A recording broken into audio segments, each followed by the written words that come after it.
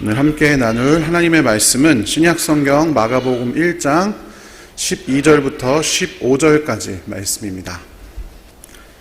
마가복음 1장 12절부터 15절까지의 말씀을 함께 한 목소리로 봉독하겠습니다.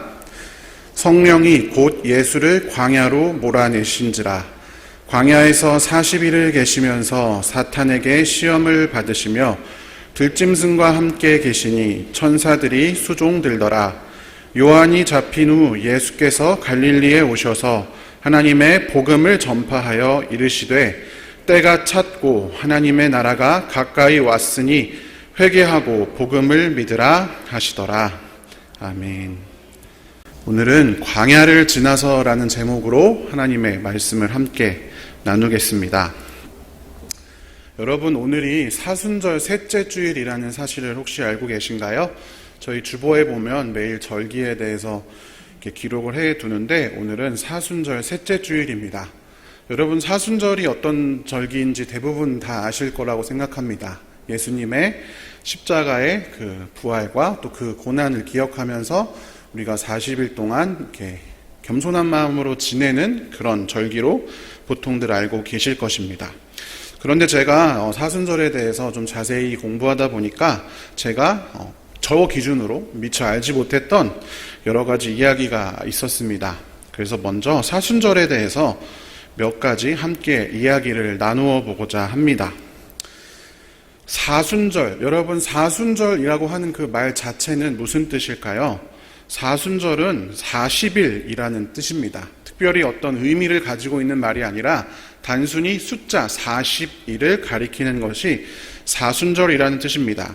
순이라고 하는 말은 매달을 이제 3개로 나누어서 열흘씩 쪼개어서 그 열흘을 기간을 말합니다. 예를 들어서 우리가 10월 하순이다 그러면 10월 21일부터 31일까지 열흘 동안을 하순, 이렇게 순이라는 말이 그래서 열흘이라는 뜻을 가지고 있습니다. 그렇기 때문에 단순히 사순절이라는 말은 40일이라는 그냥 뜻입니다. 그럼 무슨 40일일까요? 사순절은 부활주일로부터 거꾸로 세어서 40일을 의미를 합니다. 그래서 우리가 다 알듯이 사순절은 예수님께서 고난의 길을 기억하며 회개하고 금식하며 또 부활절을 준비하는 기간으로 보내는 절기가 사순절입니다. 가끔씩 사순절을 유월절이나 무교절이나 칠칠절 같이 성경에 나오는 절기로 오해하시는 분들도 가끔 계십니다. 하지만 사순절은 성경에 나오는 절기는 아닙니다. 왜냐하면 이미 이것은 예수의 부활을 기념하는 절기이기 때문이죠. 초대교회에서 이 사순절을 어떻게 지켰냐? 원래 처음에는 이 사순절을 40일씩 지키지 않았습니다. 원래는 부활주일날 이제 새신자들의 세례를 위해서 2, 3일 정도 그 세례 담당하는 모든 교회 공동체원들이 함께 금식하고 준비하였던 것에서부터 이 사순절이 시작된 것입니다. 그리고 이것이 점차 발전해서 사순절을 그렇게 예수님의 고난을 기억하는 절기로 지키다가 325년에 니케아 공의회에서 야, 이거 교회 맘대로 지키지 말고 정확히 40일로 지키자, 이렇게 정해서 이때부터 사순절은 40일로 지키게 된 것이죠. 그러다가 이 40일도 좀 40일이면 지금이랑 똑같이 40일이냐, 그것이 아니라 사순절의 날짜는 교파나 교회별로 조금씩 바뀌어 왔습니다. 교회가, 여러분 다 아시지만 교회가 처음에는 하나가 있었죠. 초대교회. 그러다가 로만 서방 카톨릭과 동방 정교회로 교단이 나뉘게 됩니다. 그리고 서방 카톨릭은 또 종교개혁 이후에 카톨릭과 개신교로 이렇게 나뉘어지게 되죠. 이 차이에 따라서 사순절을 지키는 그 숫자가 다릅니다. 정교회, 동방 정교회는 토요일, 안식일로 하는 토요일과 주일을 빼고 40일을 셉니다. 그래서 7주가 됩니다. 저희는 6주, 사순절을 6주로 지키는데 동방 정교회는 1주를 더 지키는 것이죠. 로만 카톨릭은 원래 40일에서 주일에는 그냥 다른 걸 하지 않고 4일, 주일 4일 빼고 36일간 지키다가 그레고리우스 1세라고 하는 교황이 야, 이거 이상하다. 주일 빼고 40일로 하자. 그래서 오늘날처럼 주일은 치지 않고 부활절부터 거꾸로 40일을 거슬러 올라가는 것으로 변동했습니다. 그리고 개신교는 이 그레고리우스 1세가 바꾼 이 사순절을 그대로 따르고 있습니다. 그렇기 때문에 부활주일로부터 40일을 거슬러 올라가면 주일이 되는 것이 아니라 평일, 수요일이 늘 나오게 됩니다. 그렇다면 주일은 왜 굳이 그 사순절 기간에 포함을 시키지 않았을까요? 왜냐하면 주일은 기쁨의 날이기 때문입니다. 예배는 사실 축제입니다. 하나님의 이 땅의 임재와 또 인간의 하나님께 드리는 이 예배가 합쳐져서 서로 사랑하고 기뻐하는 것, 구원을 함께 기뻐하는 것이 바로 예배의 본질입니다. 인간의 헌신과 하나님의 용서가 어우러지는 그것이 바로 예배라는 것입니다. 그렇기 때문에 고난을 묵상하는 절기인 사순절에서 주일은 제외하고 40일을 지키게 되었습니다. 아까 말씀드렸다시피 부활절은 주일이기 때문에 그로부터 40일을 거슬러 올라가면 수요일이 됩니다. 이 수요일은 뭐라고 우리가 명칭을 하냐면 제2의 수요일, 영어로 하면 애쉬 웬즈데이라고 합니다. 이 제2의 수요일부터 시작이 됩니다. 제라고 하는 것은 성경에서 회개할 때 회개를 상징하는 매개체로 사용이 됩니다. 다니엘 9장에 보면 다니엘이 이스라엘의 죄를 고백하는 장면에서 제를 깔고 앉았다라고 하는 표현이 있고요. 우리가 요즘 새벽 기도하는 욥기에도 42장에 보면 이제 이 욥이 하나님과의 이제 긴 싸움에서 항복하고 하나님께 자신의 죄를 회개하는 장면에서 잿더미 위에 앉아서 회개한다. 이런 구절이 나옵니다. 이것뿐만이 아니라 성경에는 수많은 구절에서 죄를 머리에 뒤집어 쓴다든지 잿더미 위에 앉아서 기도한다든지 이런 식으로 회개를 의미하는 것이 죄로 사용이 됩니다. 즉 사순절의 시작, 제2의 수요일에는 회개와 함께 이 사순절의 시작이 된다라고 하는 것이죠.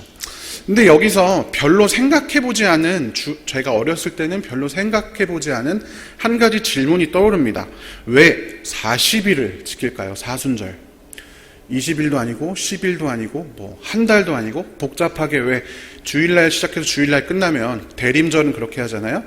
근데 그게 아니라 수요일부터 시작하고 막 40일 계산했다 36일 계산했다가 왜 이럴까? 왜 사순절은 40일이어야 할까요? 결론을 딱 말씀드리면 예수님의 광야에서 받으신 시험, 오늘 본문에 나오는 광야의 시험이 40일이었기 때문입니다. 그래서 사순절을 40일로 정했습니다. 그런데 한 가지 더 질문이 떠오릅니다. 왜 광야의 시험, 40일간의 시험을 사순절의 기준으로 삼았을까? 우리가 생각할 때는 사순절은 예수님의 고난을 묵상하고 내가 조금 절제하고 이런 절기로 이해를 하고 있는데 광야의 시험은 그거랑은 약간, 물론 어떻게 찾으면 연관성이 있어 보이지만 어떻게 보면 좀 연관이 없어 보이기 때문입니다. 십자가를 묵상한다거나 그런 고난을 묵상하는 것과는 조금 거리가 멉니다. 그렇다면 왜 광야의 시험을 사순절의 기준으로 삼았을까요? 그때 광야에서는 도대체 무슨 일이 벌어진 것일까요? 이제 광야로 함께 가보겠습니다. 여러분, 이 광야의 시험, 예수님께서 광야에서 시험을 받으신 얘기를 여러분들 많이 들어보셨고 잘 아실 거라 생각합니다. 우리는 이 광야의 시험 이야기를 주로 시험에 초점에 맞추어 생각합니다. 마태복음이나 누가복음의 이야기를 보면 이 사탄의 세 가지 시험, 돌로 떡이 되게 하고 높은 데 올라가서 뛰어내리게 하고 사단에게 절하라고 하는 이 세 가지 시험의 이야기가 굉장히 자세하게 묘사가 되어 있습니다. 마태나 누가의 이 언급에 의하면 그렇게 접근하신 것이 옳지만 오늘 본문 마가만은 좀 더 다른 의도를 가지고 이 부분을 작성한 것으로 보여집니다. 마가복음에서 여러분 아까 읽은 본문 기억나시는지 모르겠습니다만 한번 마가복음 1장 12절 13절을 세 번역으로 읽어보겠습니다. 그리고 곧 성령이 예수를 광야로 내보내셨다. 예수께서 40일 동안 광야에 계셨는데 거기서 사탄에게 시험을 받으셨다. 예수께서 들짐승들과 함께 지내셨는데 천사들이 그의 시중을 들었다. 아멘. 마가복음에서의 이 시험 이야기는 여러분 어떻게 보이십니까? 그 자세한 내용이 전혀 등장하지 않습니다. 물론 공통점도 있습니다. 성령이 예수님을 이끌어 나가는 부분, 그리고 광야라고 하는 장소, 그리고 40일이라는 기간, 40일이라고 하는 기간, 그리고 사탄이 시험했다라고 하는 그 주체, 이런 것은 동일하지만 마가복음에서는 시험의 성격, 내용, 예수님이 어떻게 대응하셨는지 이러한 구체적인 언급이 전혀 등장하지 않습니다. 시험의 내용에 초점이 맞추어져 있지 않다라고 하는 것입니다. 그럼 여러분, 이 부분에서 마가가 초점에 맞추고 있는 부분은 무엇일까요? 이 부분에서 마가가 초점에 맞추고 있는 부분은 바로 광야라고 하는 장소입니다. 광야라고 하는 장소를 이미 12절에서 언급을 했음에도 불구하고 13절에 하나를 더 언급을 하고 있습니다. 예수님은 그리고 광야에 계시면서 보니까 들짐승과 함께 계시고 그 광야의 어떤 상태가, 광야에서의 상태가 자세히 묘사가 되어져 있는 것 같습니다. 마치 이렇게 느껴집니다. 마태복음이나 누가복음을 보면 예수님의 시험 장면을 동영상으로 보는 것 같은, 이 시간 순서에 따라서 어떻게 쫙 진행이 되고 어떻게 끝나는 하나의 스토리텔링으로 이 마태나 누가가 서술을 했다면, 마가는 이 장면을 마치 그림이나 사진을 보여주듯이 딱 한 장만 딱 박아서 예수님이 광야에 있고 사탄이 있고 들짐승이 있고 천사가 있고, 이 장면을 마치 딱 하나로 박아서 보여주는 것 같은, 하나의 그림을 감상하는 것과 같은 느낌을 줍니다. 풀 한 포기 없이 황무지와 바위뿐인 광야와 그 가운데 계시는 예수님, 바위 틈 뒤에 숨어서 틈을 노리고 있는 들짐승, 그리고 그 뒤에서 막씩 웃고 있는 사탄, 그리고 그들을 바라보면서 이 예수님을 지켜서 서 있는 천사들, 마치 그림을 보는 것과 같습니다. 즉, 마가는 시험의 내용이나 시험의 스토리보다는 광야에서 시험을 받으시는 그 장면 자체를 좀 더 우리가 집중해서 보기를 원한다라고 하는 것입니다. 그렇다면 우리가 이 부분을, 광야를 가지고 이 본문을 광야 위주로 해서 같이 한번 살펴보도록 하겠습니다. 마가복음의 시험을 광야에 집중해서 광야라는 장소 위주로 봐야만 오늘 본문의 내용에 좀 더 접근할 수 있습니다. 오늘 본문 12절에 보면 예수님께서 성령이 예수를 광야로 몰아내신지라 라고 하는 장면이 등장을 합니다. 마태나 누가는 이 부분을 성령이 이끌어 가셨다라고 이야기를 하지만, 이 마가는 몰아낸다라고 하는 굉장히 독특한 동사를 사용합니다. 이 헬라어 원어를 찾아보면 에크발레이로 기록됐지만 원형이 에크발로라고 하는 동사인데요. 보내다, 내보내다, 이런 뜻을 가지고 있습니다. 근데 그냥 내보내는 것이 아니라 억지로 내보내는 거죠. 아주 쉽게 이해할 수 있습니다. 왜냐하면 이 부분을 마가가 이 마가의 복음의 매우 많은 부분에서 예수님이나 혹은 제자들이 귀신을 내쫓을 때 이 에크발로라고 하는 동사를 사용하고 있습니다. 대표적인 게 마가복음 6장 13절에서 제자들의 사역을 보여주면서 그들이 많은 귀신을 쫓아내다라고 할 때 이 에크발로라고 하는 동사를 씁니다. 즉, 이것은 무엇이냐면 하나님이 예수님을 인도하다, 이런 개념이 아니라 예수님을 약간 억지로 광야로 가게 했다라는 뜻을 가지고 있는, 어느 정도의 심리적인 저항에도 불구하고, 그럼에도 불구하고 예수님을 성령이 광야로 이끌고 가셨음을 의미합니다. 강권의 의미에 좀 더 부합하겠죠.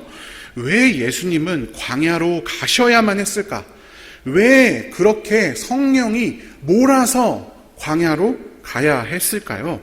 그것은 이 광야의 시험이 정말 중요하고 반드시 필요한 것이었기 때문입니다. 이제 광야의 시험의 내용을 한번 자세히 살펴보겠습니다. 광야에서는 무슨 일이 있었을까요? 마가복음 1장 13절을 같이 읽어보겠습니다.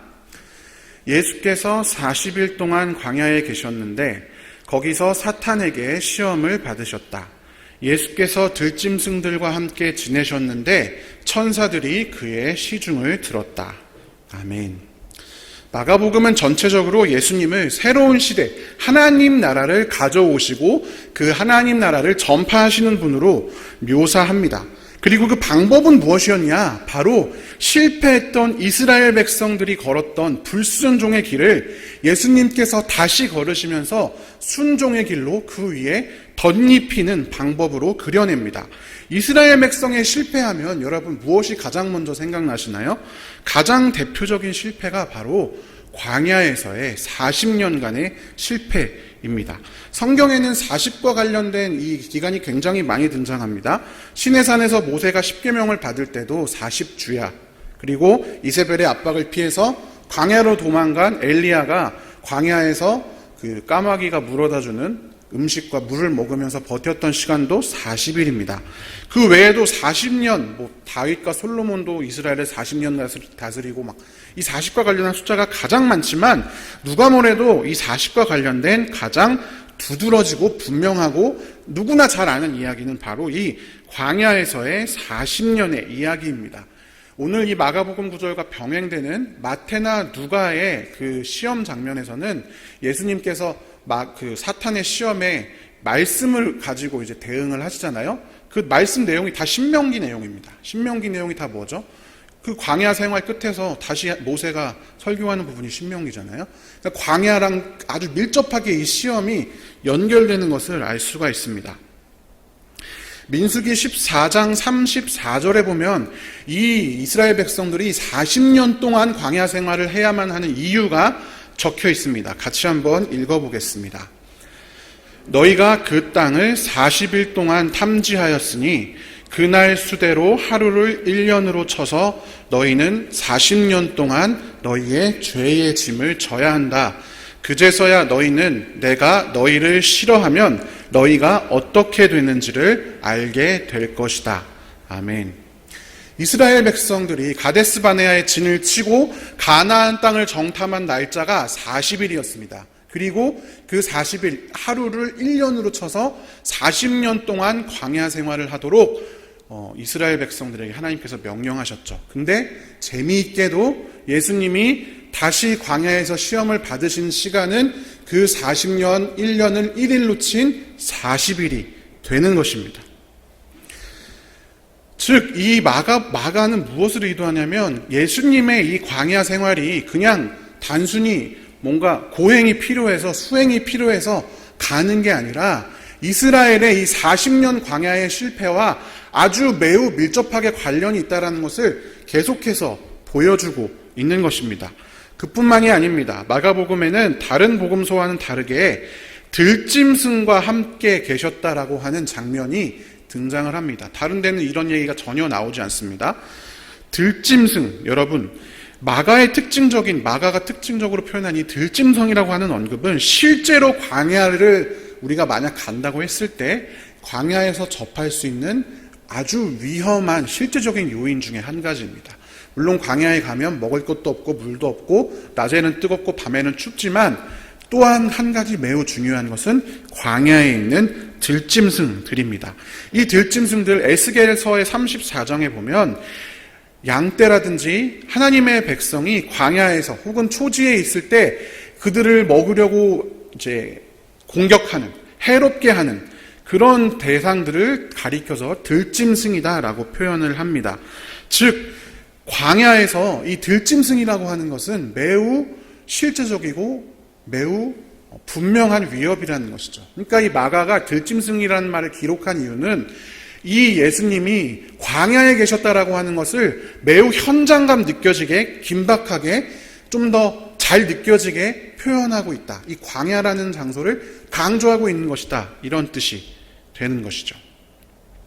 그리고 한 가지 더 있습니다. 들짐승과 함께 또 하나의 표현이 무엇이냐면 들짐승과 함께 계실 때 천사들이 수종하였다. 이렇게 기록이 되어져 있습니다.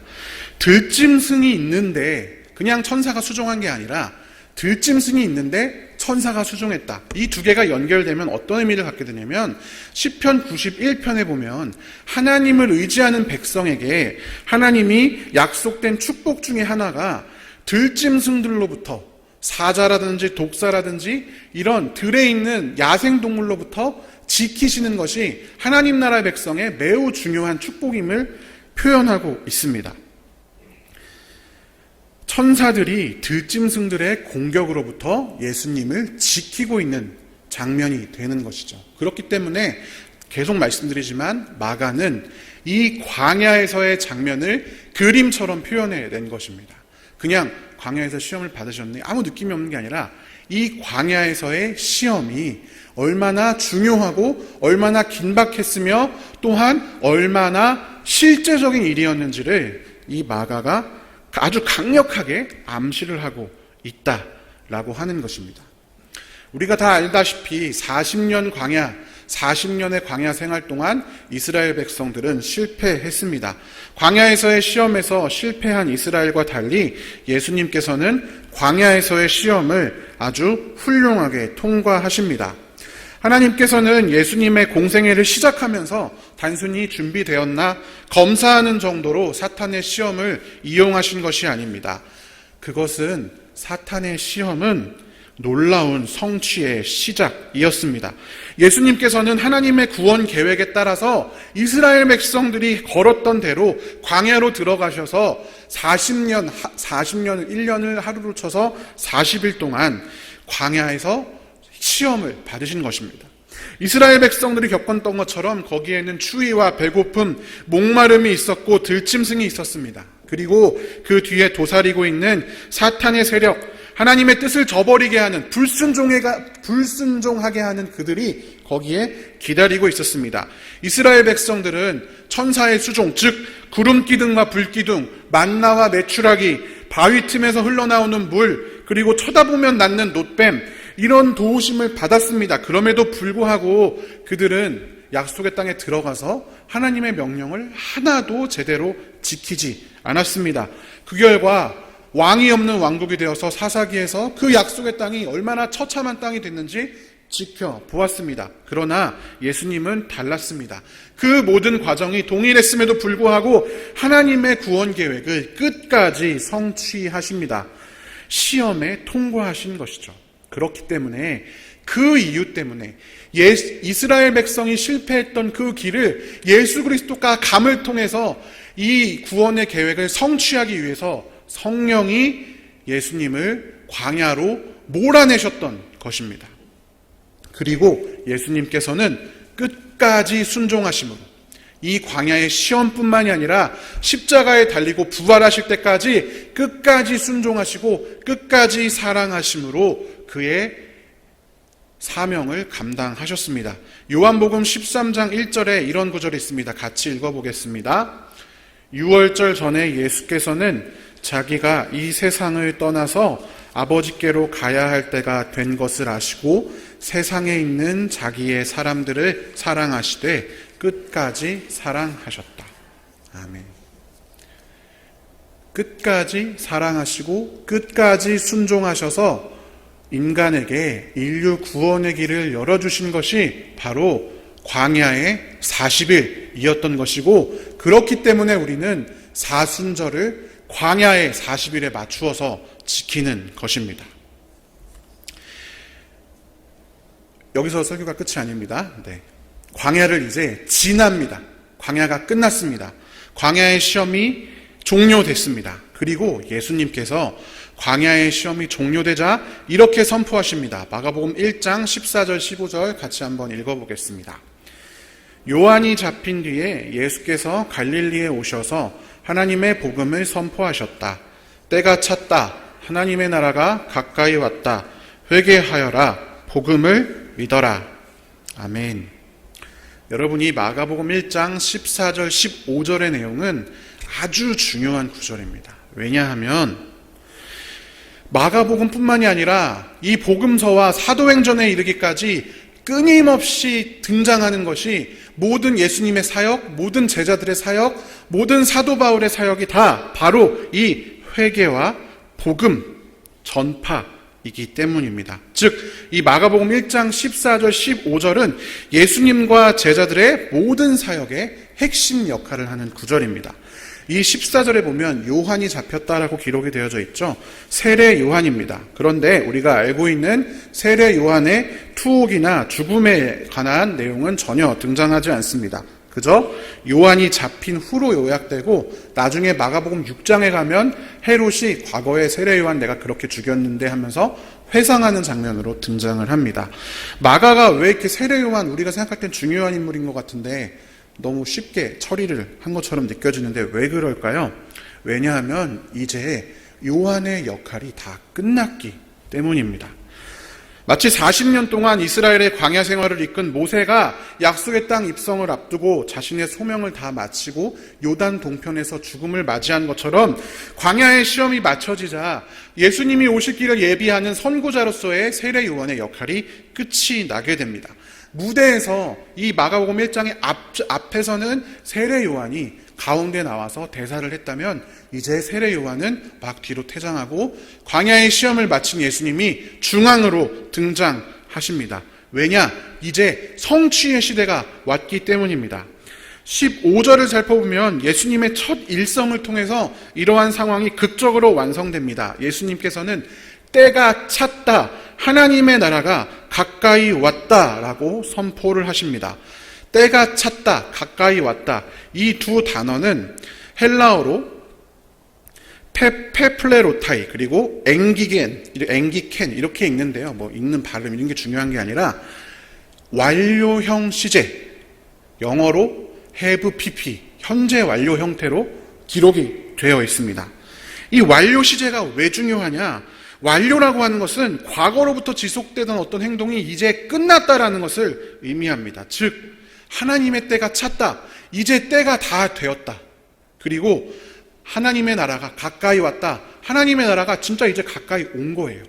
오고 있는 게 아니라 멀리 있는데 점점 가까이 오는 게 아니라 예수님이 광야의 시험을 통과하심으로 이제 때가 다 되었고 이제 하나님의 나라가 시작된다라고 하는 선포인 것입니다. 하나님의 나라는 예수님이 시험을 통과하는 그 순간 시작되었고 현재까지도 계속 되어져 있는 것입니다. 그리고 이때 때라고 번역된 말은 헬라어로 하면 카이로스라고 하는 말입니다. 카이로스라고 하는 말은 하나님의 계획한 시간 혹은 기회라는 뜻이고요. 하나님의 나라라고 기록된 말은 헬라어로 바실레이아, 통치를 의미하는 말입니다. 즉 무슨 말이냐? 다시 말씀드리지만 하나님이 계획한 시간이 이제 되었다. 그리고 하나님의 통치가 이제 시작된다라고 하는 선포가 예수님으로부터 광야를 끝난 후에 시작된 것입니다. 예수님께서 광야의 시험을 통과하셨을 때 이미 때가 되었고 하나님 나라는 시작되었습니다. 그리고 그 복음을 들은 사람들의 적절한 반응, 회개하여라, 천국이 가까이 왔다, 하나님의 복음을 믿어라. 하나님 나라 백성의 적절한 반응은 바로 회개와 믿음입니다. 하나님께 순종한 것에 실패했던 이스라엘 백성과 다르게 예수님께서는 하나님께 온전히 순종하심으로 사단의 세력을 이기셨습니다. 세상을 뒤덮고 있던 죽음의 그림자, 사단의 다스림이 끝나고 하나님 나라의 통치가 시작되었습니다. 그리고 그것이 회개와 믿음을 통해 우리에게 다가오는 것입니다. 하나님께 회개하고 우리 삶의 새로운 성취의 시대를 여신 예수님께 대한 믿음, 이것이 이제 우리에게 주어진 열쇠라고 하는 것입니다.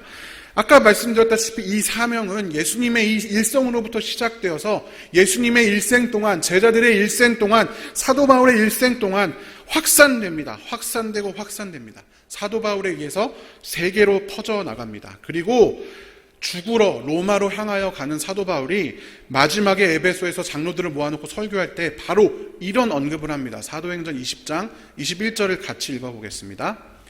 나는 유대 사람에게나 그리스 사람에게나 똑같이 회개하고 하나님께로 돌아올 것과 우리 주 예수를 믿을 것을 엄숙히 증언하였습니다.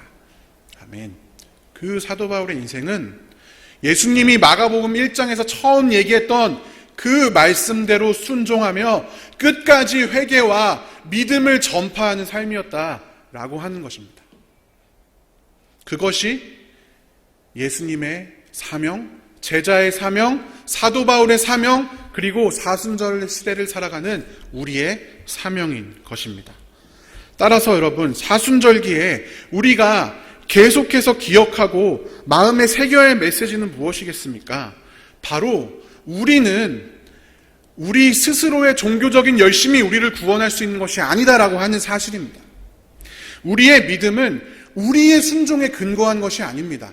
우리가 순종하면 우리가 믿음 있는 것이 아니라 예수 그리스도께서 이미 순종하셨기 때문에 우리의 믿음과 우리의 구원과 우리의 영생은 예수님께만 달려있는 것입니다. 우리가 잘하고 우리가 순종하는 것은 중요한 일이지만 그것이 우리의 믿음의 근거가 되지 않는 것입니다. 우리의 근거는 예수 그리스도 뿐입니다. 사탄의 세력은 예수 그리스도를 통해서 이미 무너졌습니다. 예수 그리스도의 순종, 광야의 시험에서의 철저한 순종에서부터 이미 이 믿음은 시작되었고 우리에게 찾아왔고 우리가 할 일은 하나님 앞에 회개하고 그 사실을 늘 믿음으로 살아가는 것, 그것에 있다. 그리고 그것을 전하며 살아가는 것에 있다라고 하는 것입니다. 그렇기 때문에 여러분, 사순절의 핵심은 예수님의 고난을 추체험하는 거거나 아니면 자신을 절제하는 것에만 달려있지 않습니다. 그것은 회개와 믿음의 아주 일부분일 뿐인데 우리는 마치 제가 어렸을 때 그런 것처럼 예수님 금식하면서 배고프면 예수님 십자가에 달려서 얼마나 힘드셨을까 를 생각했는데 지금 생각하면 너무 약간 스스로 좀 우스워지는 거죠. 한 끼 안 먹는 거랑 예수님의 십자가의 고난을 너무 쉽게 동치해버린 거죠. 그 외에는 나는 누워서 잠도 자고 친구들 만나서 전화도 하고 놀고 하면서 단지 한 끼 안 먹는 거. 단순히 고행을 해서 예수님의 고난을 내가 느끼려면 진짜 무슨 그 옛날 고사성어에 나오는 것처럼 쓸개를 핥고 뗄나무에 누워서 자야 되는데 전혀 그렇게 하지 않잖아요. 사순절에 고난을 체험하고 절제하는 것이 우리에게 회개와 믿음을 찾기 위한 하나의 방법이 될 수는 있지만 그것 자체가 사순절의 목적이나 참 의미가 아닙니다. 우리가 진짜 생각하고 고민해야 할 것은 무엇이냐면 사순절에 우리가 하는 금식이나 절제나 경건 생활은 예수 그리스도의 광야에서의 시험과 순종 그리고 그로 인해서 얻게 된 우리의 구원 하나님 나라의 복음을 기억하면서 이 땅에서는 도대체 무슨 시험이 일어나고 있는가, 사탄이 도대체 우리를 어떻게 속이고 있는가 분별하고 그것을 이기신 예수님이 도대체 우리 삶에 어떤 의미가 있는지 기억하고 회개하고 다시 믿는 것이 더 중요한 것입니다. 회개와 믿음, 이것이 사순절에 우리가 가장 되찾아야 할 가장 중요한 핵심 내용이다라는 것입니다. 그렇기 때문에 사순절이 회개, 재의 수요일로부터 시작되는 것입니다. 사랑하는 성도 여러분, 사순절의 기간을 지내고 있습니다. 우리가 스스로 절제하고 스스로 경건하게 지내는 것도 매우 중요하지만 그 안에 우리 자신의 존재에 대한 인식, 우리의 죄에 대한 회개, 예수님이 어떤 분이신가에 대한 믿음이 없이 단순히 나 예수님의 고난에 동참했으니 기쁘네, 난 이 정도 했네, 저 사람은 저렇게 못하는데, 그것이 핵심이 되어서는 안 됩니다. 사랑하는 성도 여러분, 이 사순절 기간에 회개와 믿음, 이 두 가지를 기억하면서 부활절까지 이 부활의 기쁜 소식을 기다리는 귀한 성도들 되시기를 주님의 이름으로 축원합니다. 함께 기도하겠습니다. 사랑의 하나님, 감사합니다. 예수님의 철저한 순종, 끝까지 순종하심이 나를 구원하여 주셨고 나로 하여금 새로운 삶을 살게 하였습니다. 주의 은혜에 감사합니다. 하나님, 다른 것을 쫓아 살아가는 우리가 아니라 예수님께서 말씀하셨고 제자들이 평생 순종했고 사도 바울도 결국에는 그것밖에 안 했던 회개하고 믿는 것, 그리고 그것을 전파하는 것, 그것을 우리 인생의 사명으로 삼고 이 사순절 기간 동안 그것을 묵상할 수 있는 우리가 될 수 있도록 인도하여 주시옵소서. 감사드리며 살아계신 예수님의 이름으로 기도합니다. 아멘.